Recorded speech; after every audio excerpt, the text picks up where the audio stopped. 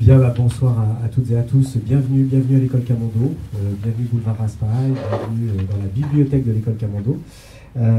Bienvenue pour ce cycle de rencontres donc, qui a été construit, coproduit par le Centre culturel suisse, l'école d'architecture de Versailles, l'école nationale supérieure d'architecture de Versailles et le LEAV, son laboratoire, et l'école Camondo. Alors, on est très heureux de vous accueillir ici.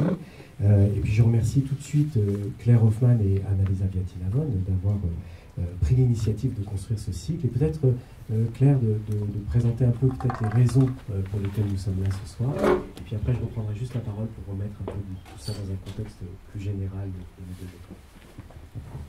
Donc, de mon côté aussi, du côté du Centre culturel suisse, merci beaucoup de nous accueillir et de faire cette coopération, Camondo et l'école d'architecture de Versailles. Et en effet, la raison pour laquelle le Centre culturel suisse est en route, on tour, comme on l'appelle, est tout à fait architecturale.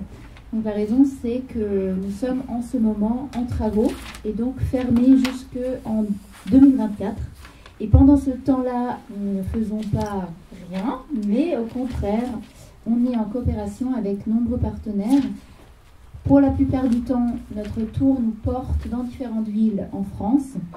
Donc, on a déjà fait des festivals à Dunkerque, nous étions à Marseille et à Lyon en début d'année, on va continuer avec Rennes. Et néanmoins, nous faisons aussi des partenariats à Paris, notamment pour le cycle de graphisme qui est en coopération avec l'ENSAD. Et ce cycle que nous commençons ce soir, donc autour de l'architecture intérieure, avec donc Camondo et l'EAV. Et donc merci beaucoup que nous ayons pu construire ce cycle qui va se déployer sur 4 séances pendant toute l'année. Et je vais vous laisser donc Alexis donner plus d'informations sur le cycle et ensuite Annalisa. Merci beaucoup.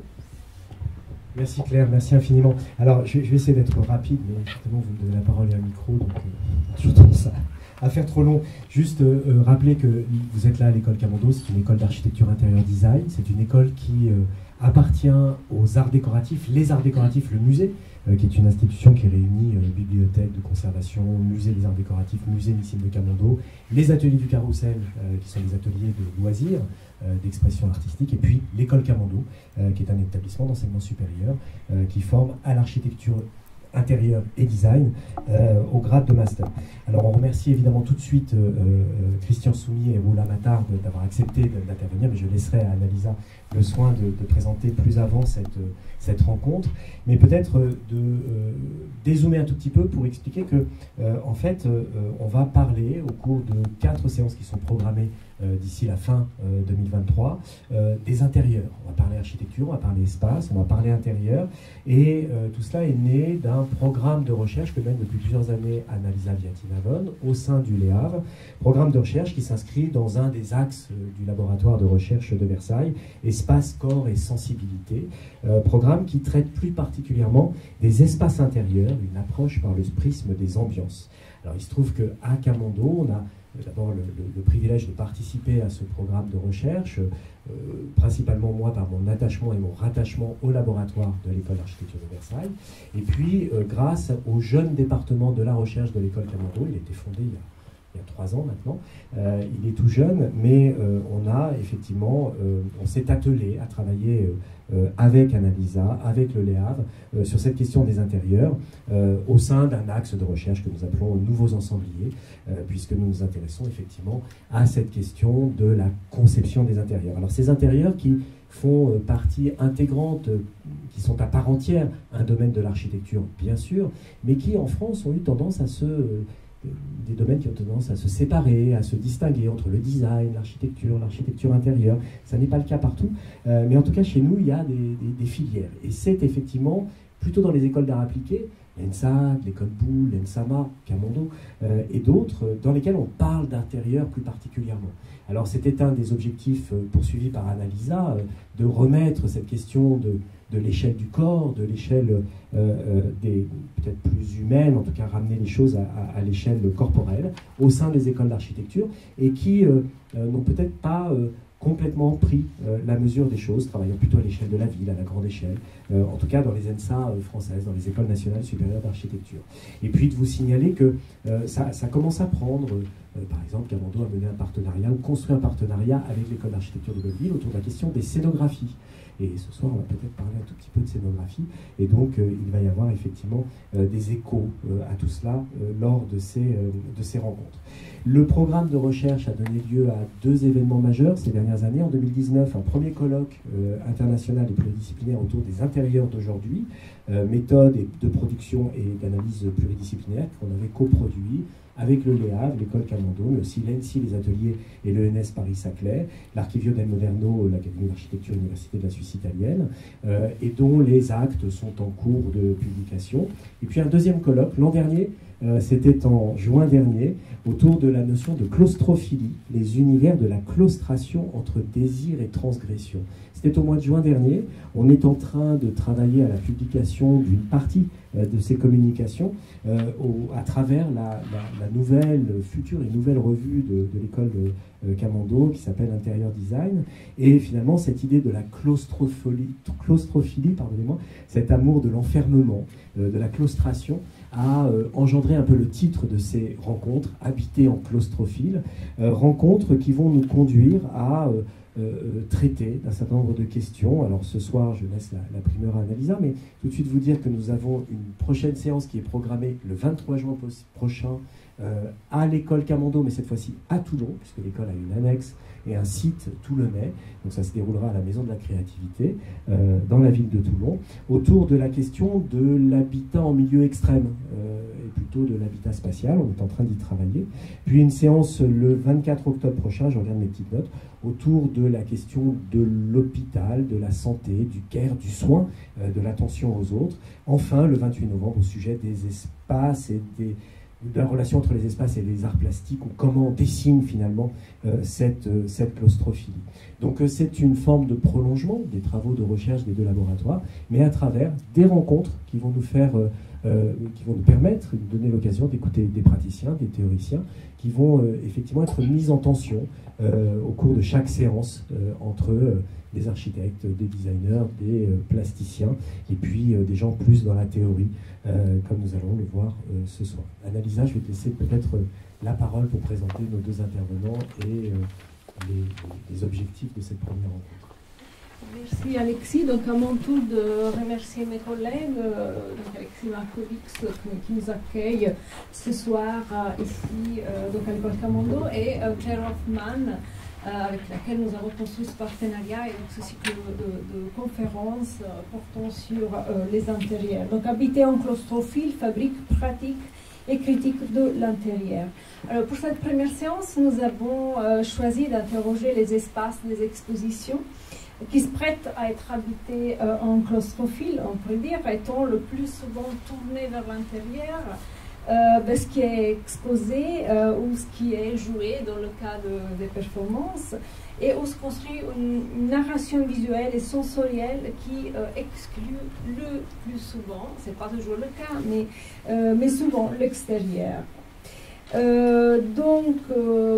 Comme Christian et Marianne l'ont souligné pendant nos échanges, il s'agit souvent de penser à des spatialités éphémères. Et c'est le titre de cette première rencontre, exposition et installation et recherche éphémère, mais aussi penser à des espaces qui, en tant qu'éphémères, provisoires, nous invitent à prendre des risques nouveaux et donc à expérimenter des technologies pionnières et qui visent la réalisation de dialogues innovants entre l'enveloppe, on pourrait dire, architecturée et le contenu qui s'y expose, et le cœur aussi des visiteurs qu'on peut considérer comme des claustrophiles pour la durée de la visite. Donc des corps qui interagissent avec la mise en espace de l'art qui est exposé. Alors les protagonistes de ce soir, Christian Suomi, donc l'atelier Burkhardt Suomi, qui a été fondé par Marianne Burkhardt et Christian Suomi en 1984, 4 à Zurich. Donc c'est un bureau qui a acquis une réputation internationale grâce à des constructions en bois innovantes, à de nouvelles typologies de logements et à des transformations de structures existantes et grâce à de nouveaux projets d'hôtels.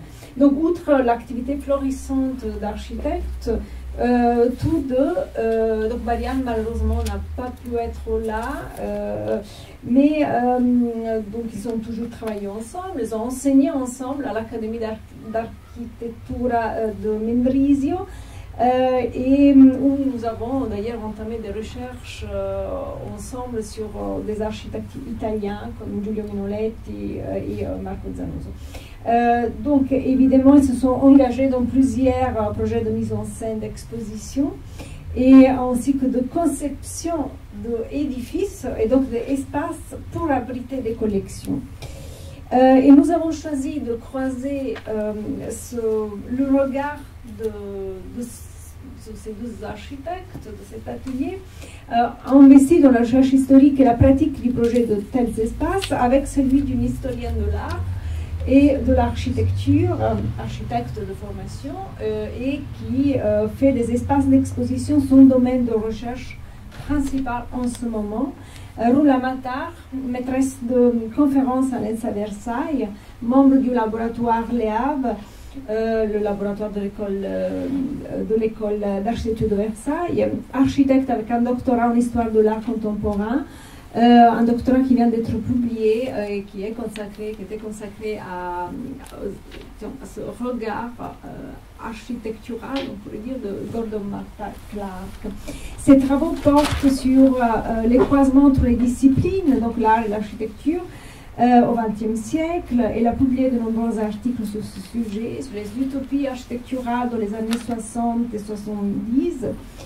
Et ces domaines de recherche se focalisent également sur les relations entre de l'œuvre d'art, sculpture, installation, environnement et performance, à l'espace architectural, intérieur, les intérieurs, mais aussi l'espace urbain, l'espace de la ville. Et donc, elle porte donc, le point de vue du critique qui a pratiqué, dans le sens qu'elle a vu la plupart des expositions des lieux que Christian nous va montrer ce soir, et donc les espaces que l'atelier nous présente ce soir. Bonsoir, donc mon nom c'est Christian Soumi. Malheureusement ma femme n'a pas pu venir à cause d'un problème de temps. C'est un peu dommage, donc vous aurez la moitié de l'atelier. Merci pour l'invitation. Le Centre culturel suisse, c'est la 3e fois qu'on est ici et c'est toujours important pour nous architectes qui sont de présenter des idées à l'étranger pour voir un peu si elles tiennent, si elles fonctionnent. Donc ce soir c'est un thème un peu spécial pour nous parce que normalement on parle du housing, des couleurs, questions techniques et tout ça. Donc avec les expositions, je crois qu'il y a 3 points qui sont intéressants. Donc il y a une liberté. Donc les expositions, c'est une sorte de niche qui sont un peu hors de tous les contraintes qu'on a dans les bureaux d'architecture. Il y a place d'expérience. Je crois de faire des expositions, il y a 3 aspects. Donc il y a le programme, il y a le lieu, et puis il y a le scénario. C'est une sorte de triangle dynamique, je dirais. Ça dépend parfois il y a des expositions que nous, on reçoit le programme, donc on travaille sur le lieu et le scénario, mais il y a aussi des projets où nous, on peut créer les lieux. Je crois que cet modèle, c'est comme une sorte de triangle on pourrait dire un triangle dynamique. Et le 3e point pour nous, on cherche de faire des choses, des expositions qui ont un caractère immédiat. Je crois qu'il y a beaucoup d'expositions où il y a vraiment trop de textes ou toutes ces choses explicatives. C'est-à-dire nous on cherche de faire une architecture expositions, des installations qui s'expliquent par elles-mêmes, si on veut. Ça, c'est un peu le système comme je propose. Je vais en parler. Donc, il y a système, sculpture et installation, espace, mouvement, documentation, le matériel et des vidéos. C'est très pragmatique. Ce que j'ai fait, cette liste, et je crois que Roula, après, va en revenir pour discuter. Donc, les deux premiers projets, c'est les installations. Ça, c'était une installation qu'on a fait dans une ville, la ville de Vienne, et c'est au fond un rue corridor dans une rue corridor. Donc, c'est une intervention à l'échelle urbanistique avec ces deux planchers qui sont retenus avec des deux câbles croisés et qui sont posés sur des pieds très très fines dans des rails de tram. Ce qui nous a intéressé, c'est aller jusqu'à la limite du point de vue de construction, parce que la relation avec la longueur des cordes et l'inclination est absolument critique. Donc, c'est peut-être le contraire des installations de Richard Serra qui étaient très très massives, qu'on connaissait naturellement. Donc nous, on voulait faire un effet de super légèreté. Malheureusement, on est allé un peu trop loin parce que toute l'installation est tombée, parce qu'il y avait la prolongation de 8 cm des câbles à cause de la force qu'on a mis, était assez pour toute la construction est tombée. Donc c'est un projet, oui, c'est une sorte d'event. Deuxième projet, aussi une sculpture à la Biennale. Le thème était Free Space. Et nous, on a proposé un projet de Konrad Waxman qui s'appelle The Grapevine. C'est une construction ou un concept infini d'une structure, ça c'est à peu près pensé de 4 mètres, qui se répète. Et cette structure, elle est, donc comme le nom le dit, grapevine, les pieds sont formés par un système de torsion comme les vignes. C'est pour ça qu'il y a ce nom. Et nous, à la Biennale, on a fait une interprétation d'une partie de ces piliers-là en bois. Là, vous voyez cet hommage, on peut dire, à Konrad Waxman, et on voit très bien donc ces éléments de torsion. Donc le jaune, il arrive là et il tourne là, le rouge il vient là, tout ça. Donc c'est une construction de torsion, disons, très très difficile à réagir, et nous on a fait une interprétation en bois, parce que dans la conception de Waxman, ils étaient là, les éléments ne se touchaient même pas. Donc c'est une sorte d'icône ou une sorte d'image qu'on a essayé de créer.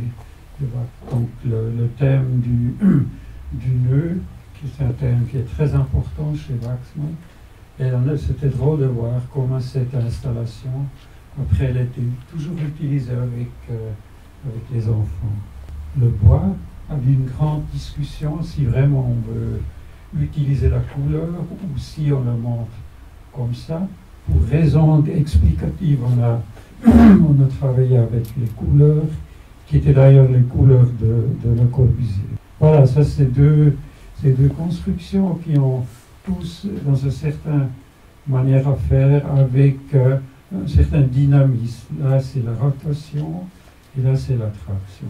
Maintenant, le deuxième groupe, l'espace, c'est un thème fondamental quand on fait des expositions. Ça, c'est clair.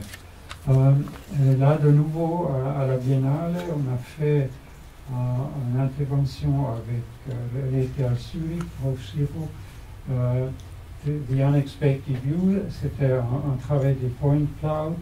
Et puis le deuxième projet est au fond le contraire, c'est travailler l'espace, ou comprendre l'espace à travers le sound. là-bas, c'était une recherche qu'on a fait sur le Gottardo, et le thème était Landscape with Technology. Donc cette exposition, au fond, elle est née de cette recherche où elle était faite plus ou moins parallèlement avec la recherche. Ça, c'est l'invitation, et ça, c'est le dessin de Point Cloud. Et le titre était Gotthard, The Unexpected View. Ça, c'est le Palazzo Trevisano. Vous avez ici le plan. Et là, vous voyez les éléments. Ça, c'est cette table des livres, donc de toute la recherche qu'on a mis ici en forme des livres ouverts.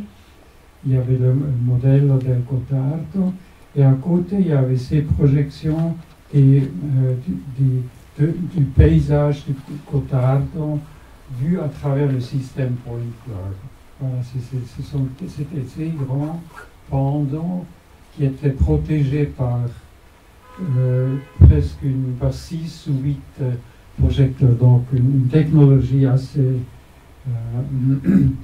disons, complète. Mais c'est le laboratoire de Shiro qui, à l'époque, c'était 1914, c'était très, très nouveau. Donc maintenant, je vais vous montrer un petit bout de ce truc.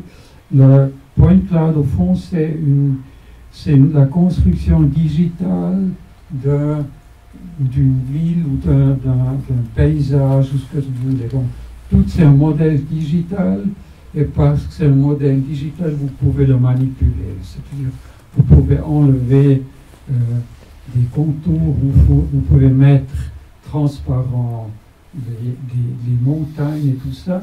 Par exemple, ici, on verra, ça c'est le tunnel du San Gottardo que vous voyez à travers cette Point Cloud. Ça c'est la Tremola. On fait un voyage de Airolo à Gösen. Ça c'est le train derrière. Et donc toute la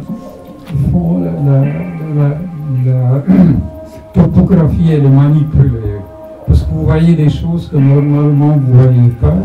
C'est pour ça qu'on a appelé ça the unexpected view. Ça c'est l'autre côté, de nouveau le tunnel en bas, 200 mètres en bas, et ça c'est le Gösenen rue. Donc il y a densité et la superposition des informations. C'est ça qui nous a intéressés. Et là, vous voyez en dessus de la topographie le deuxième projet, c'est une Kunsthalle qu'on est en train de faire à Gösen, donc de nouveau dans la région du San Gottardo. C'est le footprint et c'est une construction en béton armé qu'on fait ensemble avec l'ingénieur Concept. Donc c'est cette figure-là. Ce n'est pas une maison, mais c'est un élément d'infrastructure. Là, vous voyez les plans et en coupe. Donc ça, c'est la construction pliée en plan, pliée aussi en coupe. Et là, vous avez les deux pièces d'art qui sont en latin ici. Ça, c'est Hans Optebeck et ça, c'est Gupta. Donc, c'est une sorte de shelter, c'est une enveloppe vide qu'on fait pour cette œuvre d'art. Ça, c'est vu de l'intérieur. Et le choix de ce système, c'est d'avoir une structure sans poteau. Ça, ce sont les deux arts, les deux pièces d'art. Et je crois que ce qui va être très intéressant, au fond, d'avoir ce travail, ce qui s'appelle Collector's House, Hans Optebeck, dans les montagnes. C'est un travail où l'intervention très fine, très urbain, très, comment dire, très exclusif, qui est maintenant dans cet endroit, dans le Gottardo. Donc une contradiction énorme entre l'œuvre qu'on monte et le lieu aussi. Si vous pensez à ce triangle, je crois que c'est ça qui est le confort. Et ça, c'est du Gupta, qui a eu récemment une exposition à Paris. Donc cette chute des tasses qui est ici. Et cette image au fond, elle relie au prochain vidéo. Parce que tout près de cette maison, il y avait cette avalanche qui sortait. Donc on voit un peu le site. Donc c'est un site très très brut, très fort. Donc c'est 200 mètres plus haut de notre construction. C'est avalanche.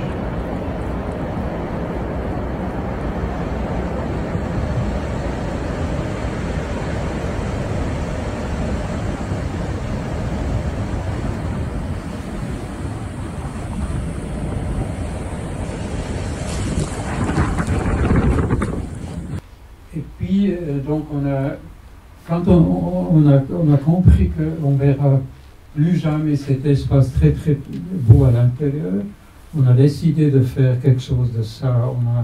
On a proposé une sorte une intervention avec 3 musiciens qui sont ici, avec 3 artistes. Et c'est, je veux pas aller trop loin, mais c'est le jeu des tonalités naturelles que vous voyez ici. Et les artistes, ils commencent avec les consonants, après les vocales, et puis les deux ensemble. Donc quand ça commence, les artistes sont tout seuls, ils se cherchent, ils se trouvent et ils sont beaux. Ça, c'est un peu l'histoire de cette installation.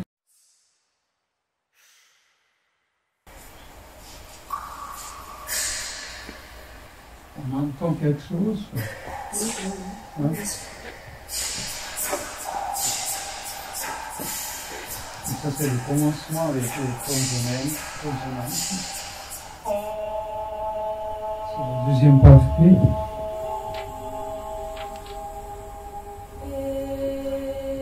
Et l'espace, c'est ça qui est intéressant par cette construction pliée, elle a des qualités énormes de sonore que nous, on n'était pas conscients quand on a construit ça.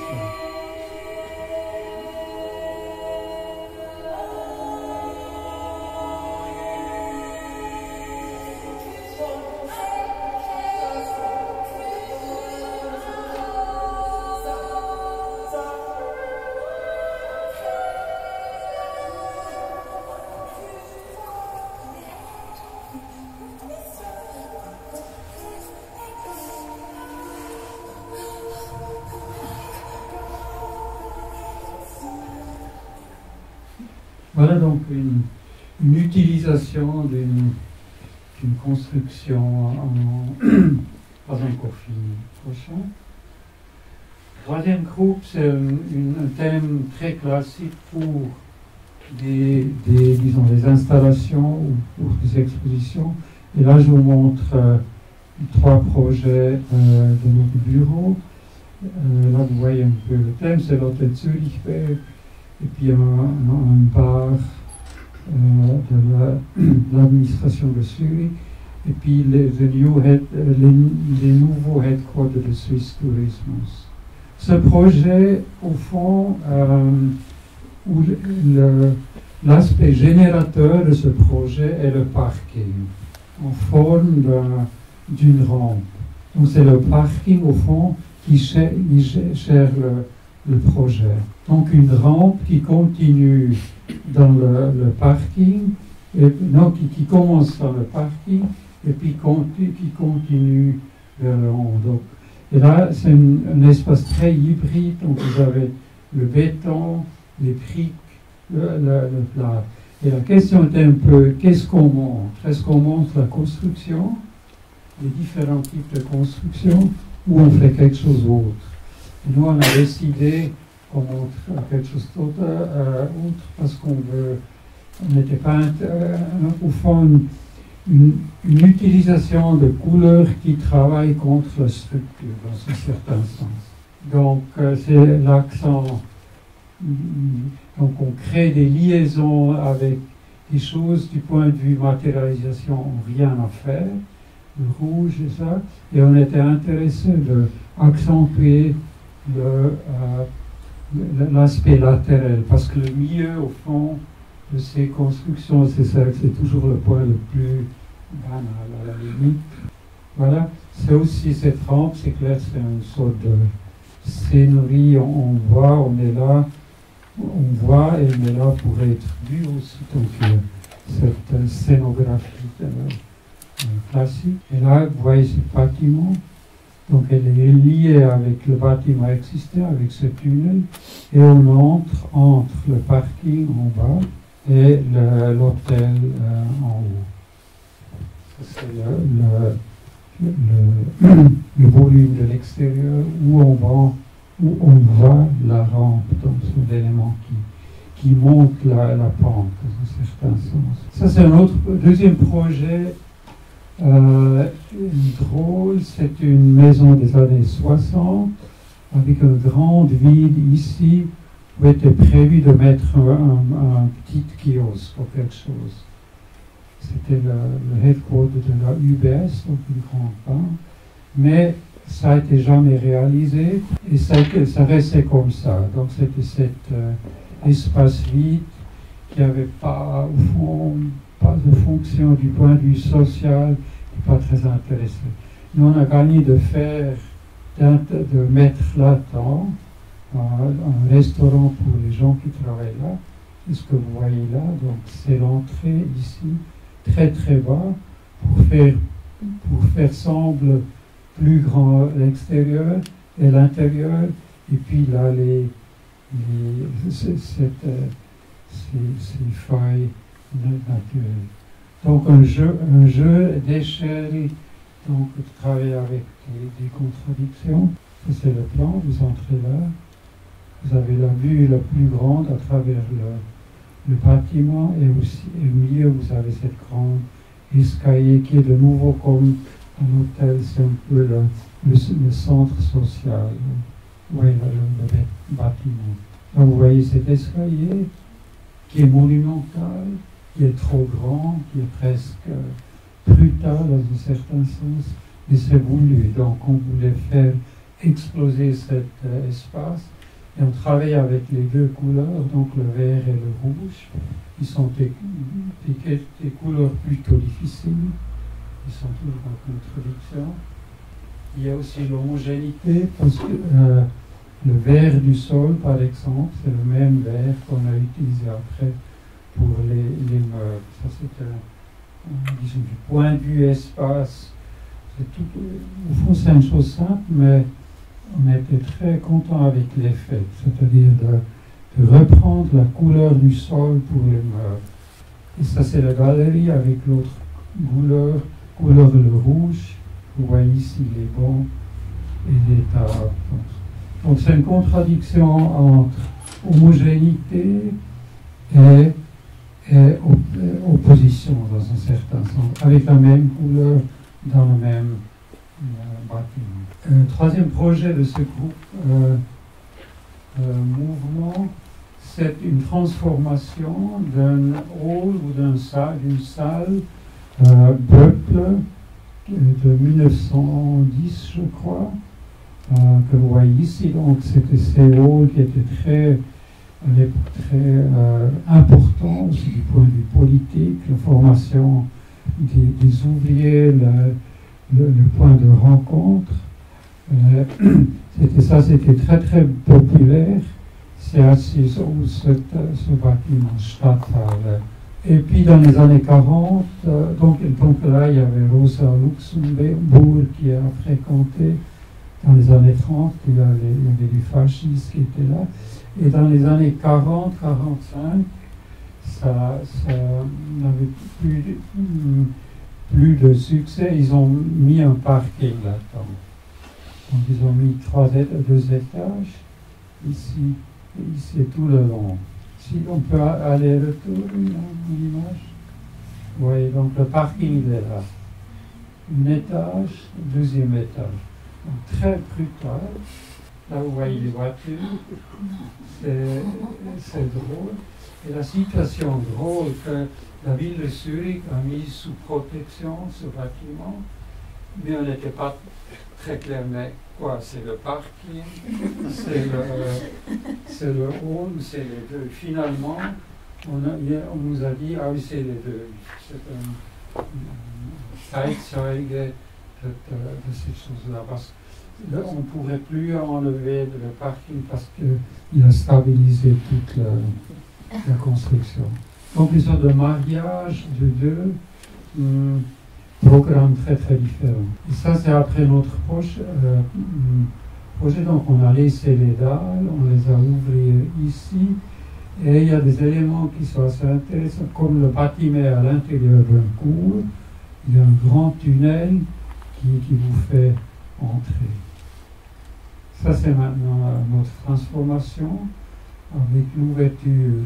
On voit donc on a recréé, disons, du point de vue de la tectonique de ces constructions. Il y a ces lucarnes, il y a des trous dans les dalles, et il y a une lumière très très forte. Et c'est intéressant qu'au fond, les espaces fonctionnent presque seuls avec la lumière naturelle. Ça, c'est le plan. Donc, le tunnel, on est toujours ici. C'est comme le tunnel de nouveau du San Gottardo. Donc, ça, c'est un élément. Et là, il y a une rampe entre la Seine, le Terrassane, et le restaurant. Donc, il y a ces deux éléments qu'on a un peu joué, comme c'est le Swiss Tourismus. Donc, Swiss Tourismus, ils vont la Suisse à l'extérieur. Donc, c'est pour ça qu'on a un peu joué avec ces éléments. C'est du retour le soir quand on ferme. Donc, le tunnel, il est ouvert. Et ça, c'est l'entrée après dans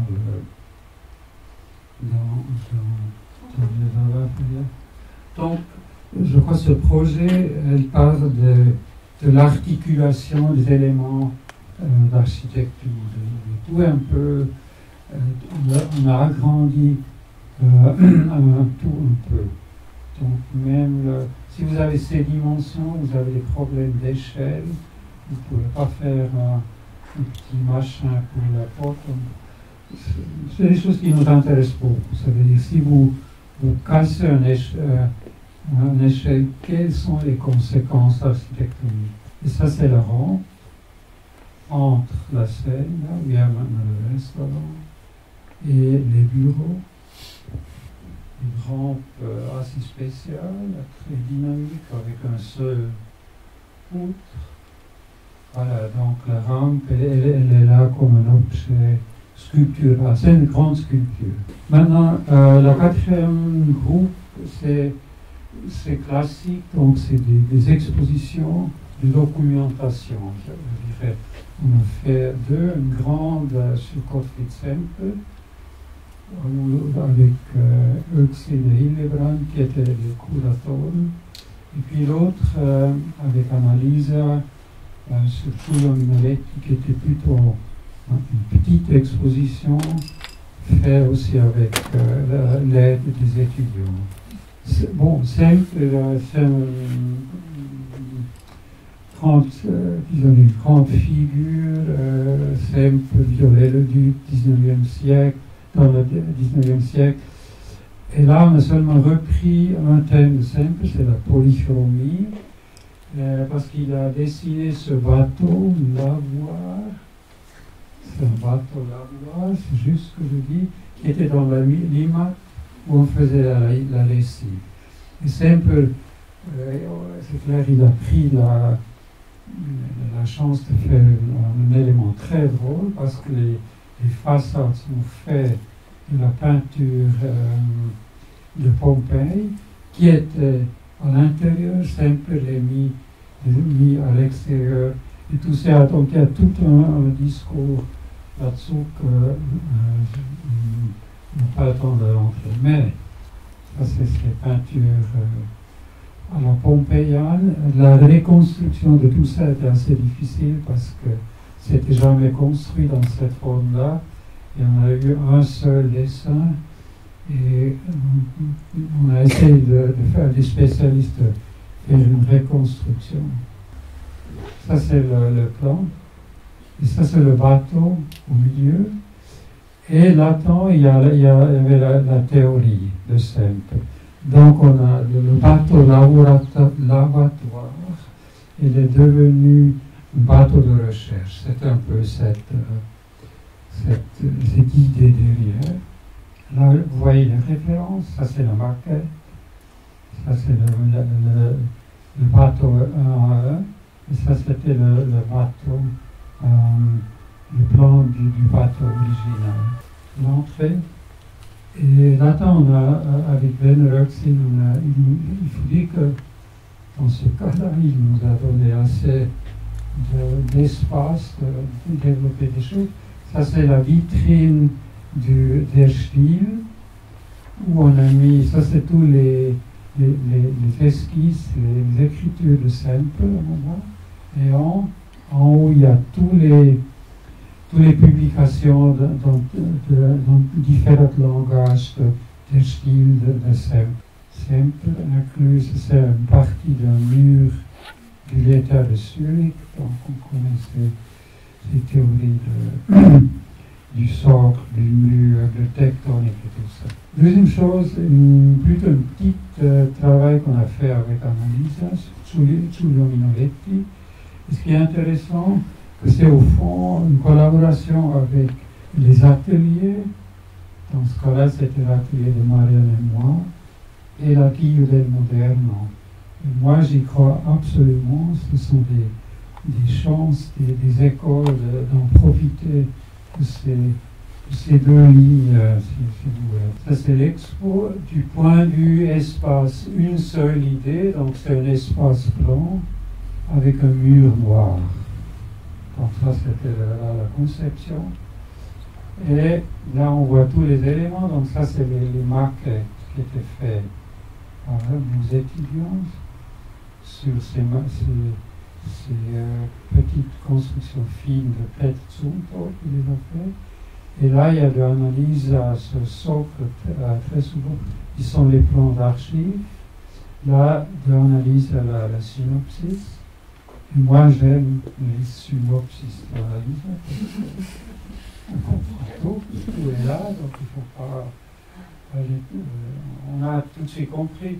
Ça, c'est les couleurs derrière. Donc, vous voyez encore tous les maquettes, les plans qu'on a dessinés, la polychromie et ça, c'était des maquettes originales. Et ça, on les a appelés les pizzas. Ça, c'est les maquettes urbaines des proches. Donc, ça, c'est Stazione Garibaldi, etc.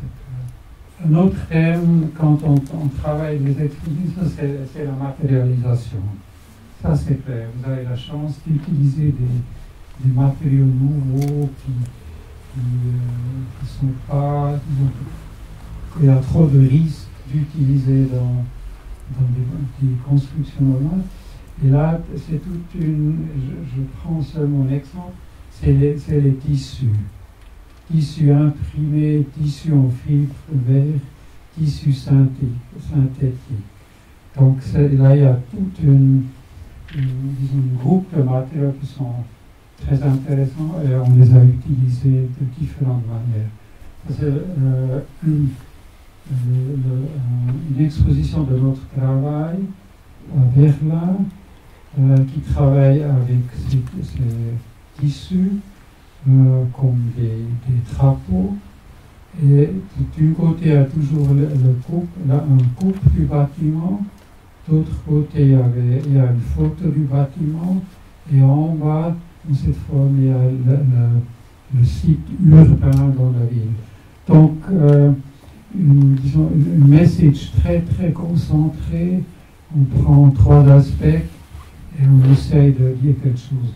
Mais la chose intéressante, c'est avec ces drapeaux, il y a de nouveaux voisinages. C'est-à-dire que ce sont des bâtiments qui en réalité n'ont absolument rien à faire avec eux. Donc on peut les mettre on peut les grouper dans une certaine type de voisinage. On a appelé, donc on voulait créer une densité, et le terme de l'exposition était sinnliche Dichte, donc densité sensuelle. Sinnliche Dichte. Donc on a pu faire ce parcours à travers notre ville, pour ainsi dire. C'est le meilleur. Et on a fait ça ensemble avec Marko Pukaknic, qui a écrit un très beau texte sur le thème des sections. Ça, c'est un pavillon Onoma, s'appelle donc un pavillon onomastique, veut dire que c'est la recherche sur l'histoire des noms des différentes villages. Ça c'est expliqué très très courtement. Donc là vous voyez à peu près 3000 villages et villes en Suisse, nommés alphabétiquement, là, dans ce signe. Et le plan, c'est un peu comme à Göžne de nouveau, une superposition de deux formes, donc il y a le cercle, et puis il y a cette forme libre, qui crée dans une certaine manière comme des pochets entre les deux formes. À l'intérieur, il y avait une douzaine de places où on montrait des vidéos qui ont connecté à travers l'histoire de nom, qui ont connecté les différents villages. Ah oui, et là on a travaillé avec ces tissus vibre glacier, ça s'appelle. C'est tous ces nouveaux matériaux qui ont une qualité énorme. Quand vous mettez la lumière là-dedans, ça fonctionne comme... C'est la lumière de l'espace. Entre dans les pochets, pour ainsi dire, c'était le bleu, comme ici. C'est à l'intérieur, c'était jaune. Donc il y a une sorte de double construction. On voit à l'extérieur, ça c'était des cuisines des employés. L'intérieur. Et ça c'est la solution finale. Donc, vous montrez ces films qui reliaient toujours 2 ou 3 villages ou villes entre eux. On était assis là, c'est le Cross Suisse. Là-dedans, il y avait les téléphones des 4 langues de notre père. Je reviens encore pour finir de nouveau à la construction de cette grapevine construction de Waxman. On a reçu un hall dans le pavillon à la Triennale pour encore expliquer mieux le projet. Et la chose qu'on a fait, on a pris le dessin et on a créé ce cercle pour avoir, disons, un tableau continu. C'est un peu le contraire, au fond, d'un panorama. Un panorama à l'inverse. Vous avez de nouveau ça. Ça, c'est aussi une chose qui nous intéresse, disons, de répéter les choses, mais de les voir d'une autre manière. Je crois que pour des expositions, c'est très efficace. C'était suspendu, et il y avait cette vue à travers, et c'était aussi drôle parce que c'est clair que les enfants, ils sont allés à l'intérieur, et puis il y avait un peu de stress. Les parents m'envoyaient les pieds, comme ça, des planches explicatives. Et là, de nouveau, c'est la 3e lèvre, des petites maquettes de la construction qu'on a fait. C'était des maquettes de preuves pour voir si on peut construire ces choses. Ça, c'est une chose seulement tout court, mais qui m'intéresse parce que on était à Milano, il y a beaucoup de jeunes architectes qui étaient ex-étudiants de Nuovo Mendrisio, et qui sont très actifs. Ils ont fait une exposition. Et ils nous ont demandé si on a aussi un objet à donner ou quelque chose. Et puis on leur a dit non, pas réellement. Si vous voulez, on vous donne une partie du Waxman et puis vous pouvez faire ce que vous voulez. Et ils l'ont mis ici dans ce cours, c'est dans une galerie dans la banlieue de Milano. Ils ont mis là ce drapeau très très beau, ça fait 4 mètres. Et puis ils nous ont envoyé cette image qui m'intéresse beaucoup parce qu'elle dit quelque chose sur la relation avec le public et l'exposition. Et là, on voit très bien qu'au fond, le but de plus en plus des exhibitions, c'est une expérience sociale, c'est-à-dire the scene is the message. Il y a un livre de David Byrne, qui était le seigneur des Talking Heads, et il a écrit un livre, How Music Works, et dans ce livre, il y a un grand chapitre de How to Build Up a Scene. Je crois que quand on fait des expositions, de plus en plus, cette question, elle devient importante. Et c'est un petit vidéo,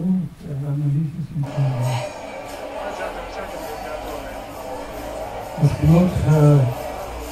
notre drapeau n'est pas important, mais à certains moments, il survit tout cette signe-là. C'est comme une signe de sécurité ou quelque chose comme ça. Mais le dernier, ça c'est autre chose. Comme nos maquettes sont tous, on les a tous données à l'archive du VTA, de l'ITH. Et avant de donner tous les maquettes, on a dit il faut encore faire quelque chose. Et on a fait, ou on est en train de faire une sorte de vidéo des maquettes sur les étagères. Et il n'y a pas une logique parce qu'on a toujours mis les maquettes là où il y avait la place. Donc oui, il n'y a pas une régie derrière. Et je vous montre un petit bout de ce film.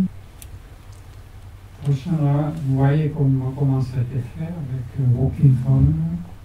Et ça, c'est pour finir un petit bout de ce film qu'on est en train de faire.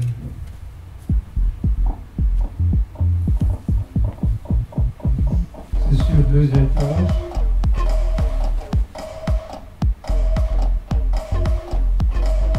Là, la question intéressante des voisinages de différentes échelles, complètement différents projets qui sont là plutôt par hasard.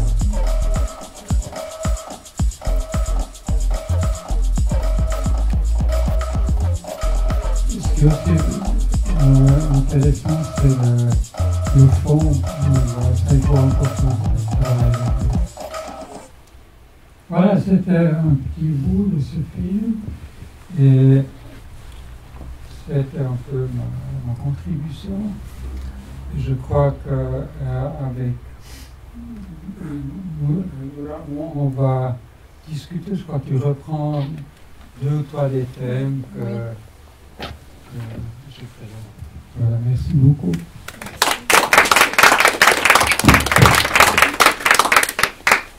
Merci Christian pour cette brillante présentation. J'y retrouve l'esprit qui caractérise votre démarche. Elle ne reproduit pas l'essence et encore moins un panorama complet, n'est-ce pas, de l'activité de Purgateur Sumi. Elle est plutôt comme un échantillon qui est très habilement calculé. Un gros plan sur quelques-unes de vos recherches qui sont si foisonnantes. Et je trouve que vraiment la présentation montre surtout toute la curiosité que vous portez à des problèmes qui sont aussi constamment différents. Ce qui transparaît aussi, et qu'il me semble important de souligner, c'est une certaine méthode de travail Si l'on prend l'exemple du nœud de Waxman, on voit comment il devient un thème. Un thème, c'est un terme que tu répètes souvent, que tu utilises souvent. Le mot thème veut dire matière à réflexion, et tout ce que tu lui fais subir aussi avec rigueur. Si l'on prend l'exemple du nœud de Waxman, en partant de cette invention qui est d'abord construite en maquette, vous vous en saisissez pour faire une recherche historique et matérielle assez impressionnante sur les éléments, sur la relation entre l'épaisseur des matériaux, la géométrie volumétrique. Puis vous réalisez un prototype et en modifiant l'échelle, ce nœud devient sculpture et même une sorte de totem à la Biennale de Venise. Donc là, je viens d'esquisser comme ça rapidement quelques moments de cette méthode de travail qui semble s'appliquer à la fois, je pense, à votre pratique architecturale, mais je la retrouve également dans les expositions, qui est la focale de notre discussion ce soir. Alors, au sujet de l'exposition, vous écrivez dans un petit texte de présentation qui est publié dans le catalogue monographique paru chez Electa en 2016. Vous écrivez, et là je vous cite, l'exposition est un espace de réflexion en dehors du travail quotidien du bureau. Les intérêts personnels les plus souvent fortuits et donc non directement réutilisables dans notre travail de conception y affluent. Fin de citation. Nous pourrions discuter ce point, car il me semble que l'on retrouve dans les expositions un écho de ce qui caractérise aussi votre travail architectural. On y retrouve l'importance de la tectonique, de la couleur, de l'expression matérielle, l'importance de l'expérience ou encore de la présence de l'objet. Alors me viennent à l'esprit des questions qui vont être transversales à ta présentation et qui vont relever de 4 aspects qui partent du matériau, de l'objet, et qui vont progressivement aller vers l'échelle et la temporalité. Alors, si l'on parle du matériau et avec les images que l'on vient de voir aussi du pavillon Onoma, d'ailleurs, et si l'on parle en fait du matériau, je reviens à cette présentation que je citais. Vous écrivez: les expositions sont également l'occasion d'aborder des matériaux spécifiques tels que les tissus, les couleurs. Il me semble qu'il y a ici 2 choses en jeu. Je te les soumets. Tu me dis si tu es d'accord. D'une part, on connaît aussi tout votre intérêt pour les qualités concrètes des matériaux. Ça, c'est une dimension importante. Cet intérêt correspond à celui que vous défendez dans vos architectures et notamment l'importance accordée à l'expressivité. Il est aussi intéressant de rappeler comment tu évoques cette question dans ton texte intitulé Positive Indifference, donc de 1995, tu y décris cet effet du matériau. On parle du matériau. Et par effet, tu entends, je cite, un effet sans médiation non entravé par la sémantique. Donc une approche qui invite à une confrontation directe avec la présence physique du matériau. Et que l'on retrouve très clairement aussi dans plusieurs des expositions que tu viens de nous montrer, et tout particulièrement, je trouve très intéressant ce propos, le pavillon Onoma que tu viens de nous présenter. Il me semble un exemple parfait de cet attachement aussi aux sensations tactiles, et je trouve aussi qu'il aboutit à une forme très intéressante de collage avec ce travail sur le matériau et avec aussi cette idée que l'on retrouve de façon lancinante dans votre production et qu'a bien décrite Martin Steinmann, duquel vous êtes très proche, lorsqu'il parle aussi de cette idée de quelque chose qui est composé et qui ne cache pas ce qui qui ne cache pas qu'il est composé. Et c'est ce qui est vraiment magistralement exposé, je trouve, dans le pavillon Onoma. Est-ce qu'il y a là une contamination, finalement, de ce que vous pratiquez dans votre... C'est vrai qu'il vient contredire un peu ce que je citais au début sur l'espace sur l'exposition. Non, comment dire, c'est le rêve des architectes suisses-allemands d'échapper à la question sémantique. C'est un fait, et comme Bruno Reichen est là, il fait partie de ce débat, parce que lui, il était toujours un peu de l'autre côté, parce qu'il nous a expliqué que seulement la machine de perception, c'est une chose, mais on n'échappe pas à la sémantique. Si je fais très ça.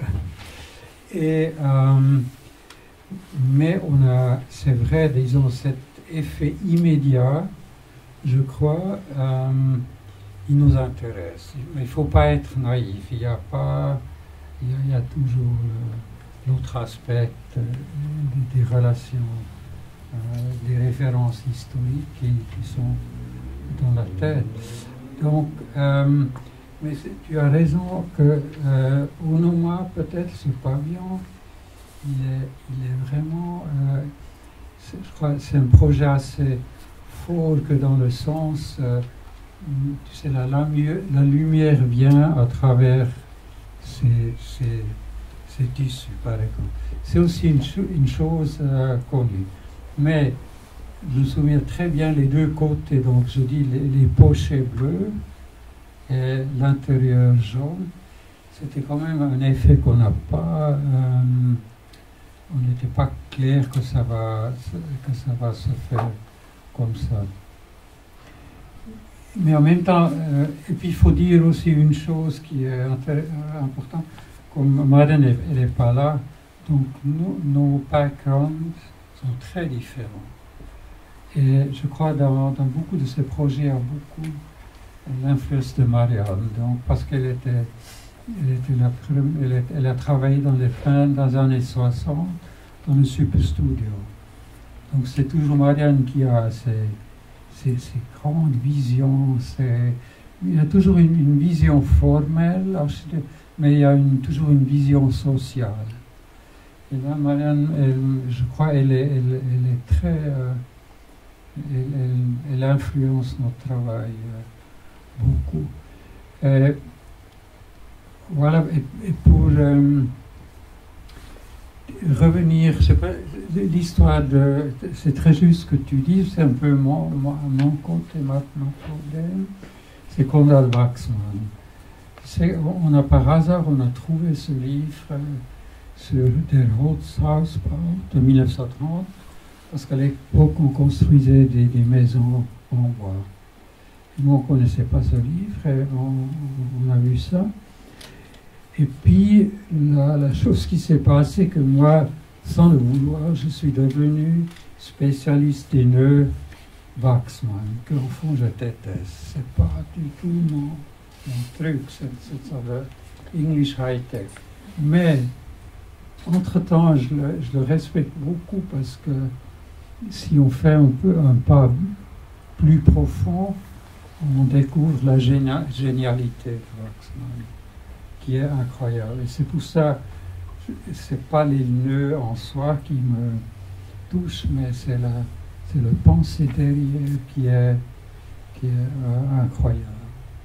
Et je viens de trouver un texte de Argan, Carlo Argan, le grand historien italien, qui a écrit l'introduction d'un livre de Waxman, que j'étais un peu surpris. Et au fond, Argan dit que, je ne connais pas le nom, je le dis en allemand, il dit que c'est un Taschenspieler, Waxman. Et quelqu'un va dans les rues, les gens qui jouent avec, avec les triques et tout ça. Et ça, est-ce que tu connais le nom? Taschenspiel.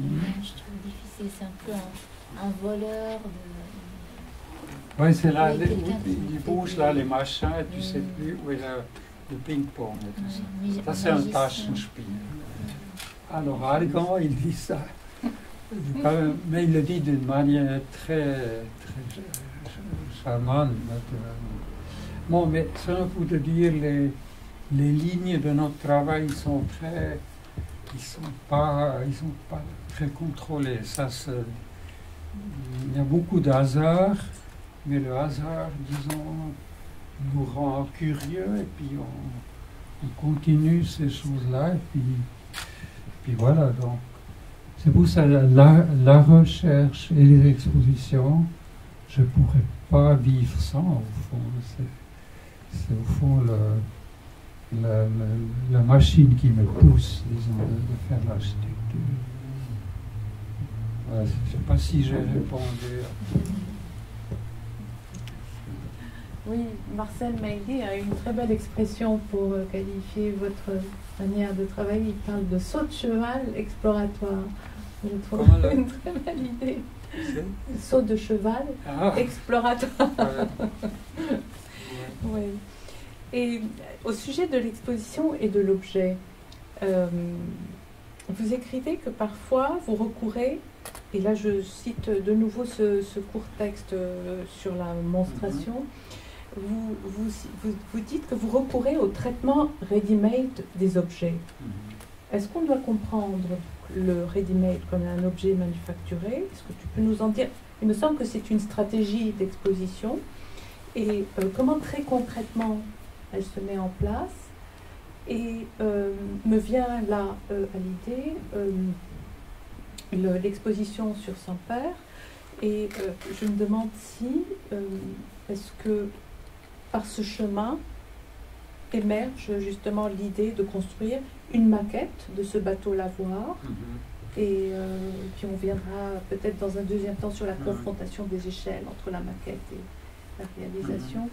Mais plus précisément sur ce que tu dis, voilà, le traitement du ready-made de l'objet. Est-ce que je sais que vous avez aussi cette attention d'être au plus près aussi de l'objet? Enfin, dans quel sens, comment ça s'applique à l'exposition?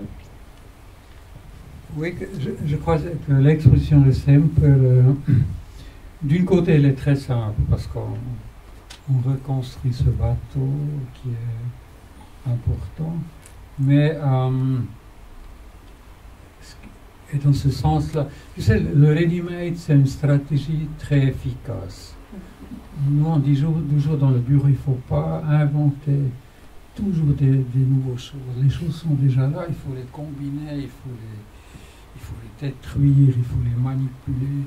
C'est ça, c'est une sorte de maniérisme, probablement, mais j'ai pas de problème avec ça. Donc ça, c'est un point. Et d'utiliser les choses qui sont là et puis de les traiter d'une manière peut-être différente. Et c'est pour ça que ça nous a beaucoup amusé que le bateau lavoir devient un bateau de recherche. Oui. Et Euxine, il était très heureux parce qu'on lui a dit, bon, mets-toi dans ton bateau et ne nous pose pas des problèmes. Là, tu as ton liberté. Puis là, des trucs quand même. Il est venu avec des milliers de choses et on a dit, bon, maintenant, il faut là un bateau, on ne peut pas mettre un deuxième et tout ça. Donc, c'est toutes ces expériences-là qui sont là. Mais la notion de la réalité, surtout aujourd'hui, je crois que c'est une notion très importante parce que être réaliste, dans quel sens? Je crois que la réalité, elle est devenue tellement intéressante qu'il faut y penser. Tu vois, donc, et c'est pas un réalisme, c'est une autre. Je crois que c'est autre chose. Mais de nouveau, le bateau au fond, ça pour te montrer l'histoire, parce que on s'est rencontré avec Bruno Maurer, l'archiviste, dans un bar, et puis il a dit, ah, bon, on va faire cette exposition de Sempre, et je lui ai dit...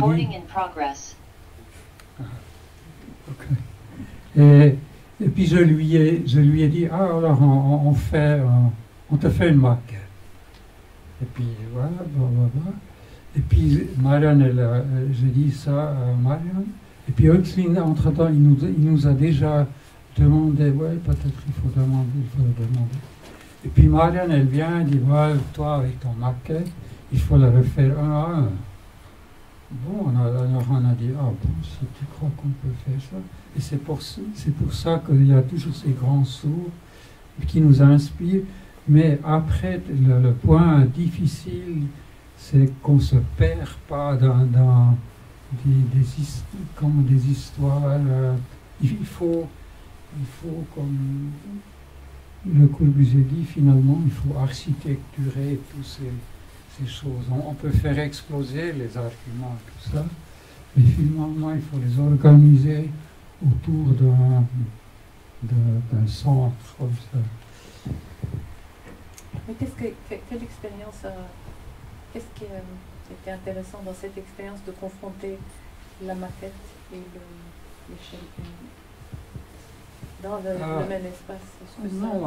Qu'est-ce que ça ma maquette était ridicule parce que Marianne venait avec ce bateau et c'était drôle que la direction a tout de suite accepté.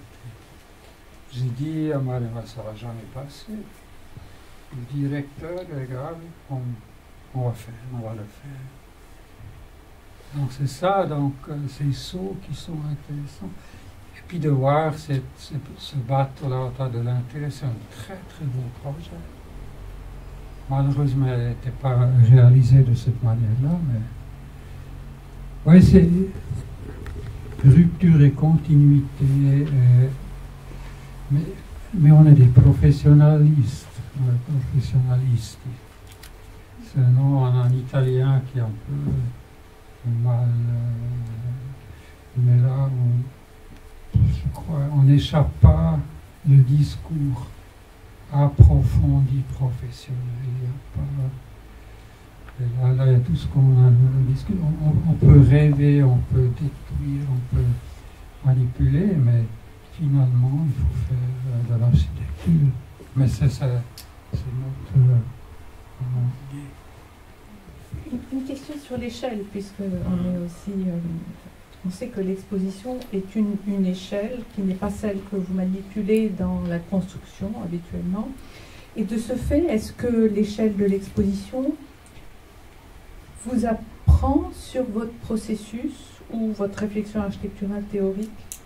Et je pense ici à une exposition que vous n'avez pas présentée, mais que j'aime beaucoup, Baukaörper, de 1991, qui est encore un autre type d'exposition que vous avez faite, puisqu'il s'agit là de présenter un échantillon de vos réalisations.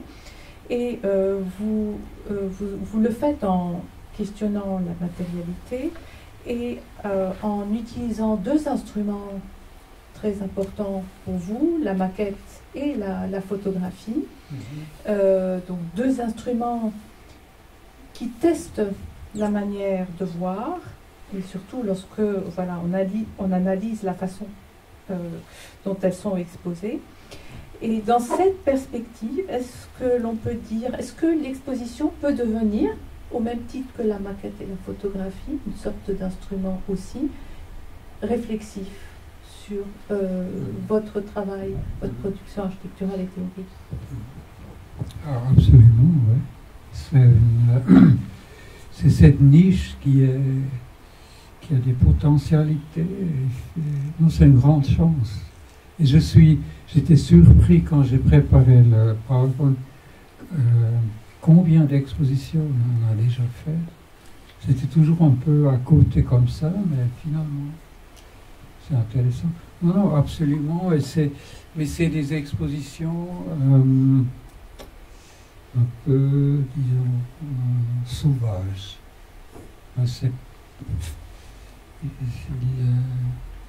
Comment dire, elles ne sont pas directement liées en fait à une question que vous êtes en train de résoudre. Oui, absolument. Donc le projet le plus intéressant, c'était celle avec les 3 musiciens dans cet espace. Ça, c'est tout à fait un autre discours, mais qui a commencé par une constatation triste au fond, parce qu'on a eu cet espace et puis on ne verra plus jamais cet espace. Et puis on a notre fils qui est musicien, par hasard il est venu avec nous et puis il nous dit ah ouais, bon, l'architecture c'est une chose, mais le son est vraiment pas mal. Et alors on a dit bon, alors essayons. Et ça c'est une expérience très très forte. Aussi de travailler avec des jeunes gens, avec des musiciens qui sont beaucoup plus libres, ouverts, et en même temps ils sont très très présents. Vous avez donc il n'y a pas de possibilité d'échapper. Tu es là avec ta voix et puis basta. Et maintenant on va voir qu'est-ce qui se passe si on met le octave éclatant. Je crois que ça va être pas mal, mais l'espace, il est pas foutu, mais on ne le voit plus. Donc c'est une expérience un peu surréaliste. Tu crées un bel espace, et puis il disparaît. C'est peut-être intéressant. Voilà. Tu as anticipé ma dernière question justement sur la temporalité et le temps de cette performance dans cet espace. Est-ce que c'est aussi des terrains qui sont inexplorés généralement à l'échelle du projet architectural, le temps de ce moment-là, de ce bâtiment-là, dans cette situation-là, et vous l'étirez en quelque sorte en produisant cette performance. Oui,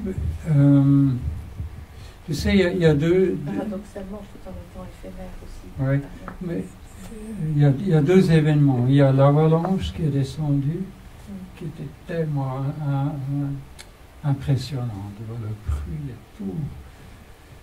Donc ça c'est aussi un événement, donc c'était pas prévu pour nous, mais ça nous a, disons, été après clair que ce qu'on construit là, c'est pas un bâtiment, c'est une enveloppe, c'est un type d'infrastructure qui doit résister à ces forces naturelles. Et puis à l'intérieur, tu as cette installation qui est dans la tradition belge du surréalisme, donc une sorte d'ambiance très drôle que tu vois. Donc ça c'est la deuxième chose. Puis le troisième événement, c'est maintenant de vivre l'espace à travers le son. Donc il y a cette site de construction, il est vraiment très riche des expériences qu'on fait. Et puis c'était vraiment fait avec un très bon ingénieur comme cette, parce que l'épaisseur est seulement, je crois, 16 cm. C'est complètement dans les limites, c'est-à-dire tu es dans cette enveloppe, mais tu sais, c'est pas un bunker. Parce qu'un bunker, il a 1 mètre d'épaisseur. Donc il y a plein, disons, il y a toute une série d'expériences qui se contredisent. Et ça c'est un grand plaisir. Ça nous... comment dire, ça ouvre d'autres choses, ou ça crée du respect vers d'autres genres. Et c'est aussi de travailler avec toute cette équipe de Lucas, la vidéo, type, il est incroyable. Il vient là, il fait cette machin qui était très compliqué. Et puis je lui ai demandé, oui, mais qu'est-ce que tu fais? Demain, il dit, demain je vais sur le Son Gotthard, on fait un nouveau film, un film de réclame sur le nouveau Alfa Romeo. Puis je dis, pas mal, donc il y a une ouverture des idées, des choses qui sont... mais là, c'est très bien, donc ces jeunes nous forcent d'être actifs, avec les yeux ouverts. Voilà. Bon, merci Christian, merci à tous pour votre présence et attention.